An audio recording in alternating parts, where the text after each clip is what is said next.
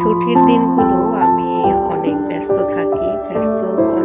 থাকার পরেও আমার নিজের ঘরের কাজগুলো আমি করি। তো দেখা যায় যে আমি একটু রেস্টও নিতে পারি না, বাচ্চার কোচিং আছে, আমার রান্না আছে, তারপরে এর মধ্যে আমার ঘর গোছানো, আবার এ ফাঁকে আবার আমার ছোট ছোট শখ আছে। শখের জিনিসগুলো আমার গাছ গাছ আমি লাগাই।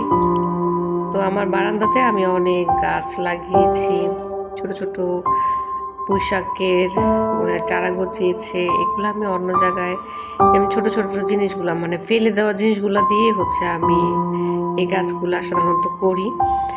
তো আমার কোনো কিছুই আসলে না ফেলে দেওয়া উচিত না, যে আমি চেষ্টা করি যে না ফেলে দিয়ে আমি এই গাছ লাগাই। এই যে ইয়েগুলোর মধ্যে